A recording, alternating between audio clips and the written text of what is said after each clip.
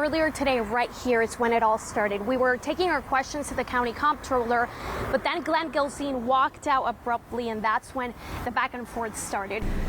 Tammy, we've already heard from neighbors and witnesses describing the day of that shooting. FDLE's investigation began more than a year ago, leading to this indictment that details all these charges. Now today Commissioner Regina Hill turned herself in right here, then bonded out of jail, but now state and city leaders have some big decisions to make. My sources say the fight is not over, and Deborah, as far as her, she says that her dream was always to work with the federal government. Now that dream is gone, and now she's reaching out to her network. Aquí en esta cárcel, 10 empleados van a aprender a detectar quién es ilegal y quién no. Agentes federales nos dicen que este grupo de narcotraficantes mataron y quemaron a Catherine de Aguas Vivas. I want to take you around to why it's blocked off, and the reason why it's because there's a big tree that obviously toppled over. That is because of those strong winds. A scene like this can be quite overwhelming because if you walk through, you see debris on the pool, even the pool cage that completely caved into itself. Now, homeowners here have made some progress, but there's still a lot of work to do. Take a look at this. Already some businesses here in downtown Kissimmee boarding up. You can also already see several sandbags in key entrances and exits here. Right now in Marion County, there are about 6,300 customers without power. Is this your first time, or have you seen them before? I have not, but today I will. I will be glued to our TVs at 7:03, no doubt. And I wanted to ask you offline, but I wanted to catch your reaction on live TV, and we just got it. We're very excited for you. Hey there, Curtis. Good morning. Yes, I've already seen several yellow school buses leave the Simpson Road compound to pick up those students and drop them off at school. Orange County is basically stating, we're only withholding the monies because you have not provided proper documentation that you were supposed to have provided. Orlando civil attorney David Diaz, a civil litigator for over 19 years, says he can understand why both sides want to make sure money is allocated in the way they believe it should. I think it's surprising that it's gotten to this level so quickly. Spectrum News obtained the lawsuit. According to these court documents, the supervisor of elections office says the county should, quote, immediately release this month's budget allocation to the supervisor of elections. And what they're seeking is called a writ of mandamus. A writ of mandamus is essentially the supervisor of elections asking the court to issue an emergency order that Orange County has to give them the monies right away. The lawsuit says the county should reverse course immediately to ensure employees are paid. Also saying withholding these funds could have, quote, lasting effects on the supervisor's ability to attract employees for future elections. Orange County Comptroller, who oversees the county's financial operations, has said there is more than $4 million in the SOE's bank account to pay employees. Still, the lawsuit alleges the freezing of funds places his office's finances, quote, in significant peril and will disrupt operations in the middle of the holiday season. Attorney Diaz says soon there'll be an evidentiary hearing before a judge. I suspect that this is just the very beginning of what promises to be probably a long battle. In response, Orange County tonight saying they do not comment on pending litigation. I'm live tonight in Orlando. Maria Serrano, Spectrum News. Sheriff Lopez says he made a mistake and posting that photo was not intentional. You said you made a mistake, but how did you allow this to happen when you're, for example, supposed to set an example? You never made a mistake? Sheriff Marcos Lopez says he's owning up to his mistake. We immediately took it down, issued an apology, and put out a statement. I took full responsibility for everything that I did. The state attorney's office says there is not enough evidence to show the release of the photo was, quote, willfully and knowingly posted to social media. Still, Lopez was cited. The state attorney's office later adding in their letter they're having difficulty squaring the statements made to law enforcement with another statement made that the photo, quote, wasn't actually the body. Sheriff Lopez tells me there was a misinterpretation in the quote. I think that when this was looked at, I think that if someone would have looked into it a little deeper with a phone call or a comparison or an explanation, they could understand that this quote is describing the picture, not the actual. There's no difference from what was told to the Florida Department of Law Enforcement investigation. In his letter, the state attorney formally requests the Osceola County Sheriff's Office to conduct an internal investigation into his, quote, inconsistent statements. Sheriff Lopez says he welcomes that idea. So you are doing that internal? We are looking at it now. And we just haven't decided if it's going to be a full internal with us or if we're going to decide to turn it over. What would you say to people that are watching that say, you know, there's a doubt of his trustworthiness? It's my duty to ask you. Yeah. That's why I'm here. And that's fine, that's fair. Like I said, if they look at my track record, I've been a law enforcement officer. I've been at this agency since 2003, and my integrity has never been in question.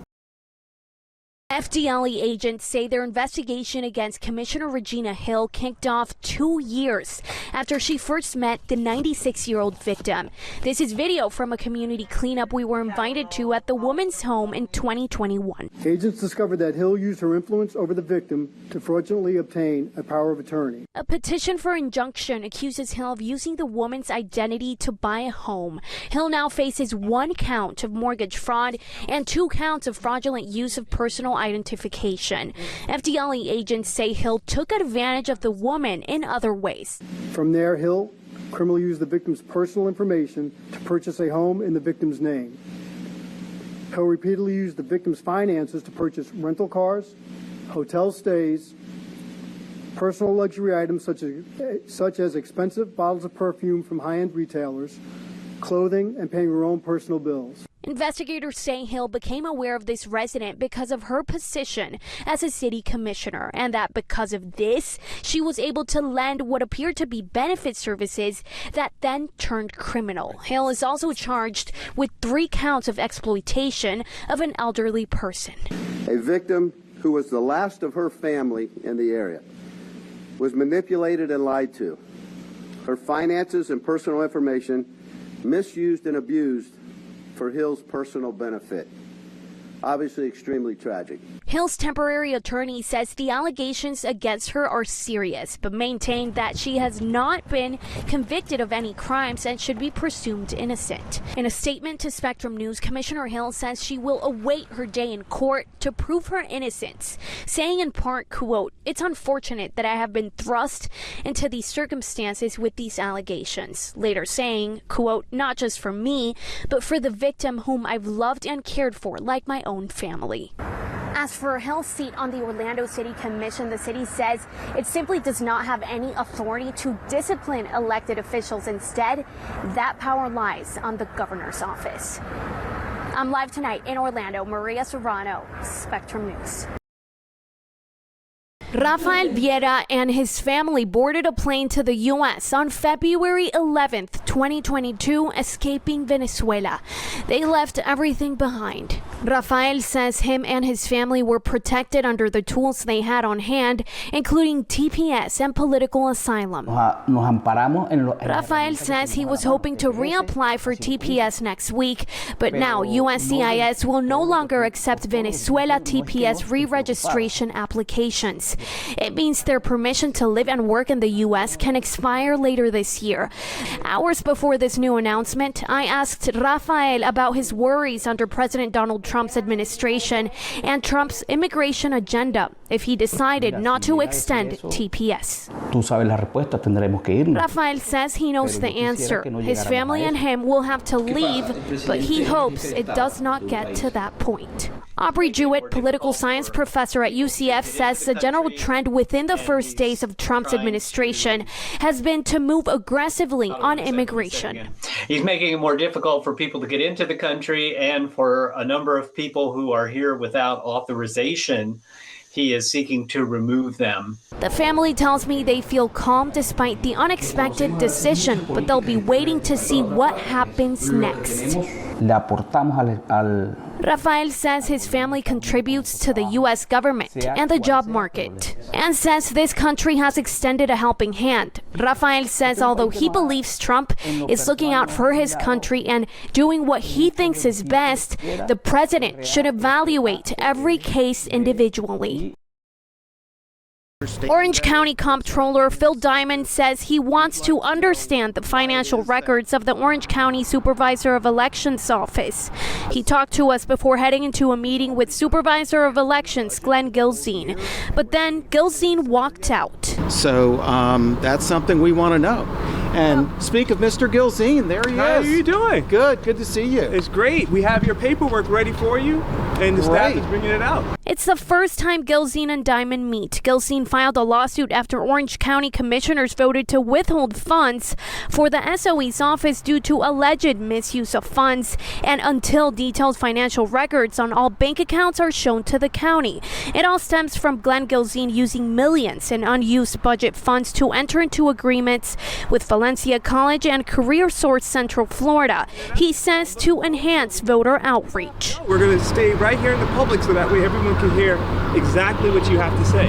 Well, I'm interested in letting him know what I have to say. Diamond says he wants to know why the Supervisor of Elections office had over $4 million in its bank account a few days ago, but is claiming he's not able to pay his employees. What's your message to the community? Come on, guys. You guys are welcome. The heated exchange continued as Spectrum News walked inside. We watched as Gilzine gives Diamond the records he requested. I just want you to release the funds so our employees can get paid this holiday season. Glenn, you had $4 million just a few days ago. What happened to the money? What did you do with it? We paid bills, Phil. So yesterday, this SOE spent $4 million on what bills specifically? I'm telling you, the sheriff office, which is one, ENSS, which is the software we use for our equipment, their invoice came in, right, after his November 30th deadline. So you're saying right now you don't have the money to pay the employees? If he doesn't release our funds, we're in dire straits. That's why I'm here. With this statement the county comptroller just sent out, what I'm going to do is right after this, I'm going to walk in to Gilzine's office to try to get his response on the latest. I'm live tonight in Orlando. Maria Serrano, Spectrum News.